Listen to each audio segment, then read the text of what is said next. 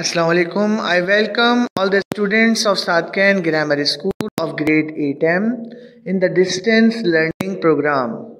Today is your chemistry class and I am your teacher Sir Ziaul Islam.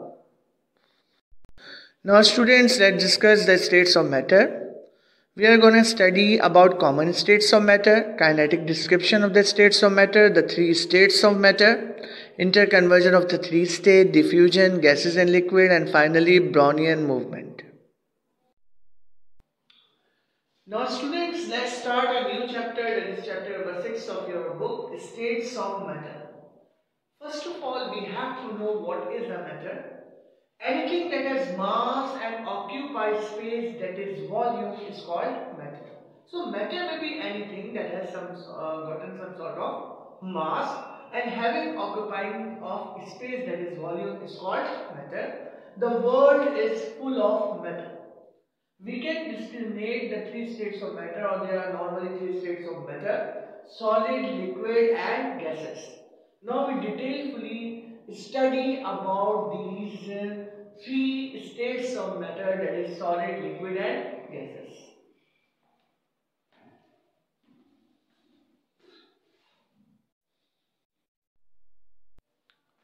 Now students, let's discuss about the kinetic molecular description of matter, or kinetic molecular theory of matter. According to this theory, every type of matter is composed of teeny particles, and these teeny particles are called molecules. The molecules always in the state of motion, and since they are in the state of motion, that is why they possess which energy? Kinetic energy. Okay, so the molecules of any sort of the matter always in the state of motion, that is why they possess which energy? Kinetic energy. If we know that there are three states of matter, so these three states of matter depend upon what? The arrangement of these molecules. Okay, the force of attraction between these molecules. So basically, the states of matter depends upon the arrangement of these molecules. Okay, so there are three important postulates of kinetic molecular theory of matter. Number one, every type of matter is composed of small particles, and these small particles are called molecules. The molecules are always in that state of what? Motion. That is why they possess which energy? Kinetic energy.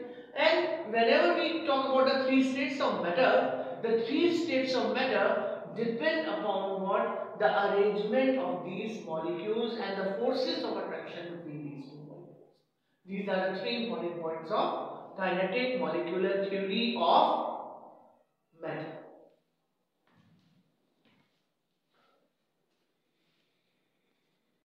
Now students, let's talk about the states of matter. In the first diagram, we have the molecular arrangement of the liquid state. In liquid state, molecules are not tightly packed with one another. Their position are not fixed and they can move in all directions. Hence, liquid does not have any definite shape. But in liquid state, the kinetic energy of the molecules is less than gaseous state.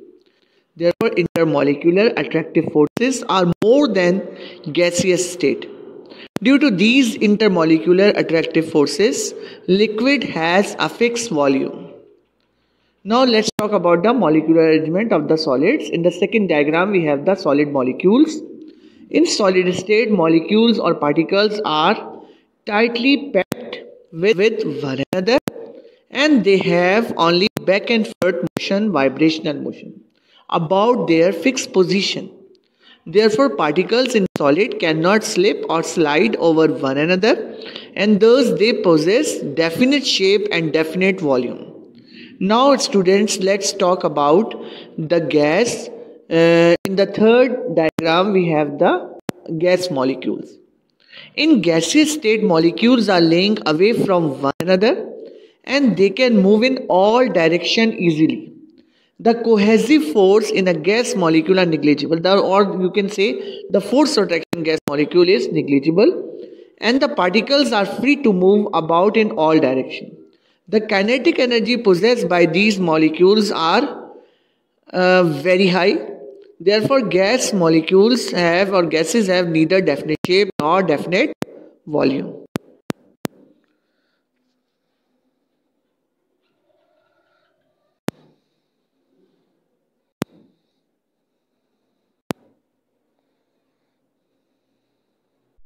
Now, students, let's discuss some of the examples of solid, liquid, and gases. Let's see.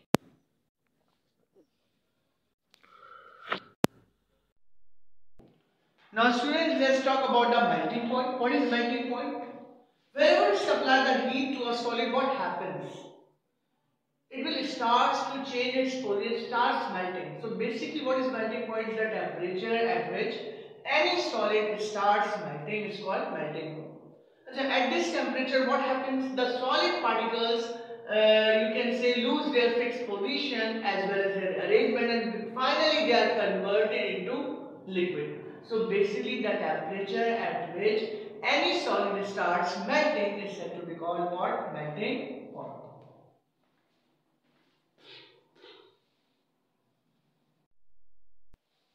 Now, let's see what is fusion. Fusion means the change of state from solid to liquid. The change of state from solid to liquid is called fusion.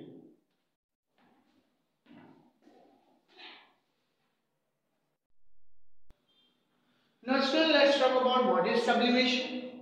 Some solid upon heating, instead of changing into liquid state. Since we heat up the solid, normally what happens? Solids are changed into liquid, but there are some solids, whenever we heat those solids, in spite of changing into liquid state, are directly converted into what? Gaseous state or gas. These solids are called sublimative compound, and the process by which a solid is directly converted into gaseous state without going to the liquid phase is said to be called sublimation.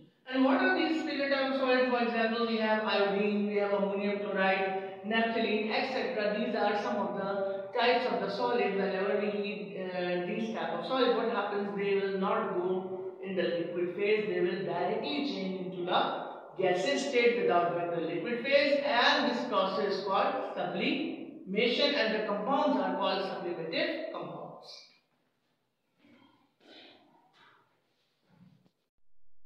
Now, let's talk about evaporation. When liquid is heated, what happens? The kinetic energy of the liquid molecule increases. Okay?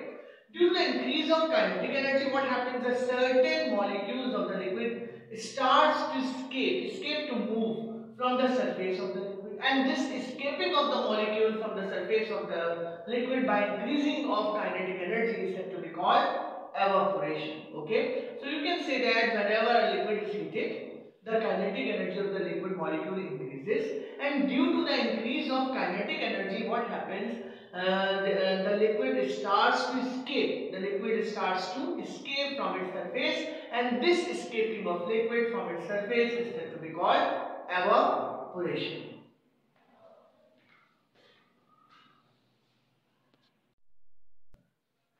Now, let's talk about the boiling point.